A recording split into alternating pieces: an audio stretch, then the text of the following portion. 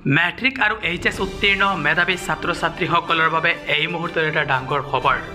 মুখ্যমন্ত্ৰী হিমন্ত বিশ্ব শৰ্মাই অৱশেষত ঘোষণা কৰিলে যে এইবাৰ মেট্ৰিক উত্তীৰ্ণ ছাত্ৰ ছাত্ৰীসকলে আনন্দৰাম বৰুৱা এৱাৰ্ড আৰু এইচএছ উত্তীৰ্ণ ছাত্ৰ ছাত্ৰীসকলে স্কুটি কেতিয়া লাভ কৰিব সবিস্তাৰে আপোনালোকক জনাব বিচাৰোঁ। কিন্তু ইয়াৰ আগতে যদি আপোনালোকে এই চেনেলটো ছাবস্ক্ৰাইব কৰা নাই এতিয়াই ছাবস্ক্ৰাইব কৰক যাতে এনেধৰণৰ জৰুৰী ইনফৰমেশ্যন সদায় লাভ কৰিব পাৰে।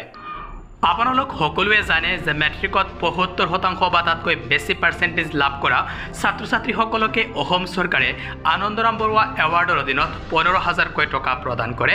আনহাতে এইচএছ উত্তীৰ্ণ ছাত্ৰীসকল যিসকলে ৬০% বা তাতকৈ বেছি পাৰ্চেণ্টেজ লাভ কৰিছিল আৰু যিসকল ল'ৰাই ৭৫% বা তাতকৈ বেছি পাৰ্চেণ্টেজ লাভ কৰিছিল সেইসকলকে একোখনকৈ স্কুটি বিতৰণ কৰি থাকে। আৰু এইবাৰো স্কুটি বিতৰণ কৰা হ'ব আৰু আনন্দৰাম বৰুৱা এৱাৰ্ডো দিয়া হ'ব। কিন্তু কেতিয়া দিয়া হ'ব ইয়াক লৈ ছাত্ৰ ছাত্ৰীসকল চিন্তিত আছিল। মুখ্যমন্ত্ৰী হিমন্ত বিশ্ব শৰ্মাই কালি ফেচবুক লাইভৰ যোগেদি এই কথাটো সদৰি কৰিছে যে নৱেম্বৰ মাহৰ ৩০ তাৰিখৰ ভিতৰতেই এই এৱাৰ্ডসমূহ মেট্ৰিকৰ আনন্দৰাম বৰুৱা এৱাৰ্ড আৰু এইচএছৰ স্কুটি বিতৰণ সম্পন্ন হৈ যাব বুলি তেওঁ উল্লেখ কৰিছে।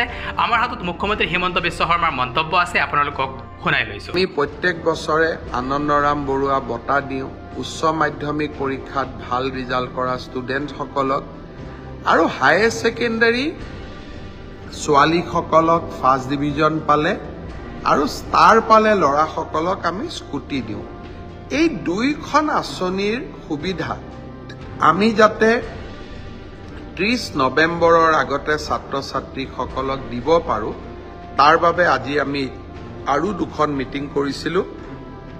মই ভাবোঁ যে ৩০ নৱেম্বৰৰ আগতে আমি দুইখন আঁচনিৰ সুবিধা ছাত্ৰ ছাত্ৰীসকলক দিব পাৰিম।